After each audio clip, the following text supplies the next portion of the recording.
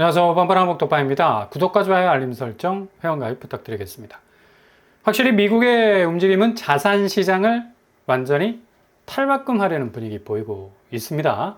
이렇게 자산 시장의 지표가 바뀌어 버리게 되면 기존의 질서는 와르르 무너지게 되는데, 지금 엄청나게 클래식하게 움직였던 중국, 그동안 부동산 시장에 대한 이 천문학적인 투자가 고스란히 파산이라는 최악의 손실로 돌아왔던 작년에 이어서 올해까지도 여전히 시장 자체의 가치 평가가 나락으로 갔기 때문에 다시는 수면 위에 떠오르지 못할 것 같은 그런 느낌마저도 주는 방향으로 가고 있지 않습니까? 미국 대선 국면에서 트럼프는 연일 가상화폐에 대한 액센트를 확실하게 주고 있죠. 제일 먼저 내세운 것이 바로 규제 완화. 전통적인 달러 위주의 자본 가치가 절대 우위를 차지하고 있는 미국 나스닥 시장에서 최근에 비트코인에 이어서 이더리움까지 현물 ETF로 인정받게 했던 것은 거의 모든 예상을 뒤엎었던 금융시장의 대혁명에 가까운 사건이었죠. 우리나라에서 이게 가려져서 그렇지 미국 나스닥에서 이런 대변화의 조짐을 보였다는 건 확실히 이 달러 이후의 포스트 통화 가치의 대전환이라는 큰 그림을 그리고 있다는 걸 여지없이 볼 수가 있는 대목이었습니다.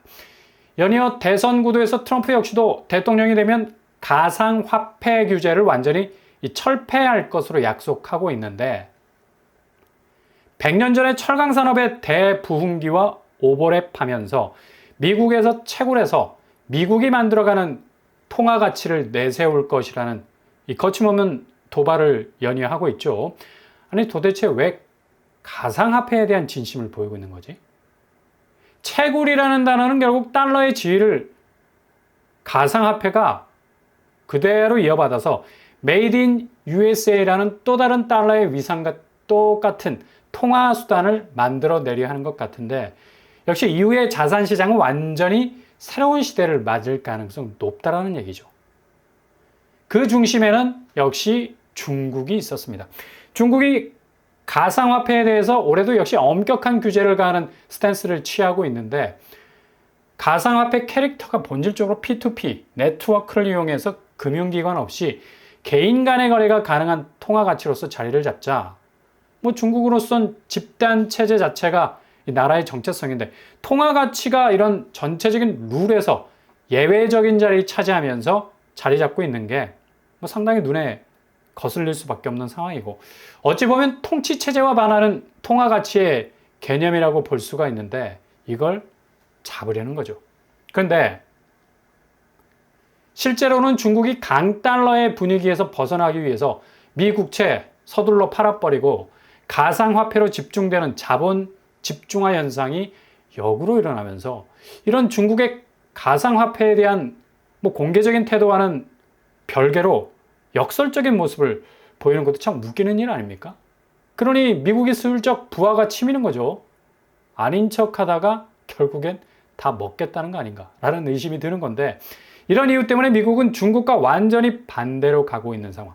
정치 일선에서부터 적극적으로 가상화폐를 밀고 있어서 은근슬쩍 돌려치기 하려는 중국을 공개적으로 견제를 하고 있는 건데, 트럼프가 이렇게 채굴권이 미국에서 만들어서 전 세계로 퍼져나가야 한다는 강력한 메시지를 던진 것도 절대로 중국 혼자 먹게 놔두지 않겠다라는 겁니다. 중국은 지도부 자체가 공식적으로 채굴에 대한 강한 규제를 하고 있지만 가상화폐, 거래 규모에서 압도적인 모습을 보이고 있어서 이를 선제적으로 미국이 차단하려는 모습을 보이고 있다는 얘기죠. 이번에 트럼프가 공식적으로 언급한 가상화폐가 결국은 이 주식시장의 시총을 갈아엎고 금보다 확실한 가치 선점의 경쟁력 우위라는 것을 보여주겠다고 공언한 것도 이제 달러 시대 이후를 대비하겠다는 건데, 어차피 종이돈, 화폐라는 건 가치가 세월이 갈수록 떨어질 수밖에 없는 한계를 가질 수밖에 없는 건데, 이걸 뒤집어 엎어버리겠다는 큰 그림을 가지고 있다는 얘기입니다. 완전히 디지털화된 자산 가치로 전환해서 기존의 올드한 자산 시장 자체를 새로운 질서 안으로 편입을 시키겠다는 건데, 새로운 세계의 새로운 질서를 구현하는 데 있어서 자본시장에선 자본이 수단만큼 효과적인 것이 없기 때문이죠. 결국 이런 빅픽처가 있기 때문에 지금 진행되고 있는 미 연준의 금리 궤적은 그닥 대선에서 누가 이기든 미국이 가려는 자산 시장의 큰 그림은 공통적으로 일치한다고 볼 수가 있겠습니다. 그러니까 지금 미국의 상업용 부동산 그냥 막 넘어가고 있죠. 이게 부각이 되지 않고 있어서 그렇지 기존 자산 시장에서 가장 큰 자본을 고농축해서 서 있는 건물들이 미국의 마천루로 대표되는 상업용 건물들이었습니다. 근데 지금 투자 금액 대비 30%까지 훅 떨어진 헐값에 매매가 되고 있다는 얘기죠. 그만큼 회복 기미가 전혀 보이지 않고 있다는 얘기입니다. 채권 시장에서는 이렇게 상업용 부동산과 연관된 PF 채권이 가장 안전한 자산 중에 하나로 인식이 됐지만 이제 say goodbye 할 시기이고 그만큼 수익률도 완전히 쪽박이고 빨리 처분해야지 손해를 덜 볼 수 있다라는 인식이 강해져서 대표적인 채권 SASB가 떡락을 하고 있는 것도 미국 부동산이 안고 있는 가장 큰 리스크 중에 하나라고 말을 할 수가 있는 겁니다. 이게 제대로 된 해결 국면에 들어가지 못한다면 채권 부실 때문에 와르르 미국 지방은행부터 풍비박산 날 가능성 높은 그런 위험을 가지고 있고요. 결국에는 미국은행 파산으로까지 갈 수 있다는 경고까지 연일 나오고 있는 거. 이거 좀 냄새가 나지 않습니까? 결국 클래식한 부동산 자산 시장은 디지털화되기가 애초부터 생긴 게 부동산 그 말 자체가 움직이지 못하는 결국 모바일이 되지 못하는 특성 때문에 역사의 뒤안길로 사라지게 하는 그냥 이전의 자산 가치의 존재감을 슬슬 지우고 있다는 얘기죠. 그러니 미국의 움직임은 대선 구도가 확정이 되면 더욱 거세게 움직일 것 같고 이게 가상화폐와 부동산이 무슨 관련이 있겠냐라는 의문이 그냥 한 방에 지는 해와 뜨는 해로 갈릴 수가 있다라는 해답으로 나올 수 있다는 얘기죠. 기준금리? 더 이상 미국 쪽에서는 그리 큰 그림 안에서는 중요한 요소일 수가 없다고 보입니다. 결국 종이돈의 무게 차이를 가늠하는 수단인데 가상화폐로 넘어가는 단계에서는 아마도 미국이 자체의 채권을 천문학적으로 발행해야 하는 극강의 유동성 확대 그러니까 헬리콥터에서 돈을 뿌려야 하는 상황이 연말에서부터 내년 상반기에 오기 때문에 어차피 금리는 밟아버리고 갈 가능성 높다는 얘기죠. 지금 미국 기준금리 여하에 따라서 집값의 목이 왔다 갔다 하는 한국 부동산만 오매불망 기준금리 탄력성의 비명과 환호가 오고 갈 뿐이지 미국 입장에선 그리 큰 의미가 없다는 얘기죠. 그냥 밟고 갈 가능성 크다라는 얘기입니다. 그러니 11월 대선 전까지 금리 건드리지 말아라. 우리가 알아서 할게 라는 말까지 서슴치 않고 나오고 있지 않습니까? 지금 중국의 부동산 시장이 이렇게까지 나락이 간 것도 결국엔 근본적으로 거슬러 올라가 보면 그렇게까지 기준금리를 올려야 했나 라는 물음이 나올 정도로 미국은 거의 중국을 겨냥한 듯 금리를 미친 듯이 5.5%까지 올렸었죠. 그냥 그 이후로 전통적인 부동산 강국 중국이 한 방에 나락갔지 않았습니까? 그리고 중국이 가상화폐 쪽으로 야금야금 또 우회적으로 먹고 들어오려고 하자 이것마저도 차단. 종이돈 금리 차이는 이제 더 이상 의미가 없다. 모든 자산시장 디지털화 해버려라. 그냥 완전히 닥쳤던 게 지붕 쳐다보는 격을 만든 겁니다. 결론적으로 미국은 완전히 모든 가치의 대변화를 올 연말부터 내년까지 이뤄낼 겁니다. 그걸 기존 자산의 바리깡 작업 일단 밀어내야 그곳에 뭔가를 심지. 금리는 안중에도 없을걸. 어쨌든 지금 선방을 날리고 있는 것은 미국이니까. 결국 이런 모든 자산 구조의 대변화를 쓰나미처럼 맞이하게 될 곳은 지금도 자랑스럽게 집값이 견고하게 세계 제고가를 경신할 수도 있겠다라는 부푼 꿈을 가진 서울 집값에 그대로 내리꽂힐 가능성 높다는 얘기입니다. 중국 다음으로 부동산 의존도가 높은 나라가 한국인데 그냥 내년 상반기는 아비규환의 멘붕 상황이 올 수도 있다는 얘기입니다. 미국 기준금리가 역으로 로켓 추진력을 달고 모두의 얼이 빠질 정도로 높은 추세로 날아오를 가능성도 있는 게 그렇게 금리 바리깡을 제대로 들이대야 세계의 모든 자산이 디지털 화폐 쪽으로 몰려들 수 있으니까.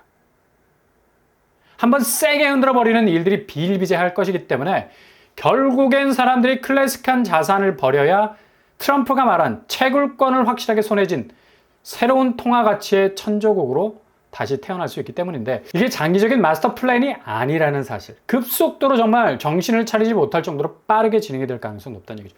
그 와중에 한국은 자산시장에 엄청난 격변기를 맞이하게 될 겁니다. 지금 서울 집값 단기적으로 오르는 것에 대해서 정말 무한 긍정의 시그널을 보내고 있는데, 아마 상식선을 벗어나는 엄청난 충격적 사태들이 벌어질 것으로 보이고요. 그래서 한국 부동산이 정말 우려스럽다는 겁니다. 지금 거의 뭐 피크점 위로 향하고 있지 않습니까? 자금도, 특히 대출 수요는 거의 뭐 아슬할 정도로 한 달 만에 6조 원을 향해 가고 있고, 집값도 이와 동조해서 움직이고 있는데, 결국 떨어져도 가장 높은 곳에 떨어지면 그냥 와장창 부서지지 않겠습니까? 산산조각이 날 수 있는 자산시장의 구조가 너무도 무방비 상태인 것만 봐도 뭐 아찔한 생각이 듭니다. 얼마나 한국 사람들이 부동산에 대해서 관대한지, 이렇게 사방에 모든 악재를 두고도 결국 집값은 오른다는 이런 무한 긍정은 약간 시니컬한 한국인의 마인드와 맞지 않지 않습니까? 우리가 얼마나 잘 찍어내는 민족입니까? 일명 쪽집게 민족. 로또도 한 주에 10명 이상이 될 만큼 잘 찍어낼 수 있다는 건 그만큼 시니컬한 분석이 가능해서인데, 부동산 앞에만 서면 그냥 이런 캐릭터가 다 날아가 버리죠. 완전히 다른 성향의 소유자가 돼서 무한 긍정 러브콜을 보내는데, 이러다가 정말 뒤통수 깨질 정도로 세게 한 방 맞을 수 있다는 거. 결국엔 최종적인 판사리로 이런 모든 전망들이 실체를 드러나게 될 겁니다. 연말부터 미국의 심상치 않은 움직임, 결국 기본 자산시장을 폭파하고 은행이 넘어가고 부동산이 넘어가도 눈 하나 까딱하지 않을 건, 그만큼 자산시장의 가치를 대대적으로 이동시키는 대전환점을 만들어갈 마스터 플랜 안에서 지금 승기를 확실하게 잡고 있기 때문에, 대신 뭐 미국의 움직임에 일희일비할 수밖에 없는 중국이나 한국이나 이렇게 올드한 자산시장 구조를 가진 나라들이 엄청난 변곡점에 서게 될 것은 너무나 분명한 사실인 건, 지금 중국이 코너에 몰린 것만 봐도 그대로 선제지표가 될 수 있어서 한국의 부동산은 7월과 8월 지나면서 엄청난 대변화 앞에 서게 될 겁니다. 그러니 예의주시하시면서 절대 서둘지 말고 기회를 잘 잡아 나가실 수 있길 바랍니다. 지금이야말로 고점이고 상투고 위기라는 걸 기억하실 수 있길 바랍니다.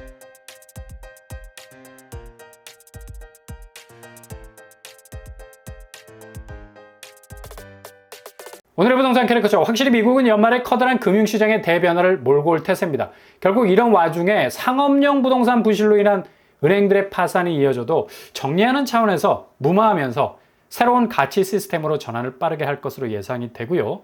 제일 위험한 게 부동산 일변도의 시장인데, 한국도 뭐 예외일 수 없고요. 지금 뭐 고점이다 반등이나 하는 것이 얼마나 리스크를 키울지 잘 들여다보시고 대처를 하셔야 할 듯합니다. 정말 우리가 보지 못한 새로운 시대가 분명 오게 될 겁니다. 오늘도 응원합니다. 항상 여러분의 길이 꽃길만 되실 수 있길 바랍니다. 자, 오빠 한번 한번 끝발 마치겠습니다. 구독과 좋아요 부탁드립니다. 감사합니다.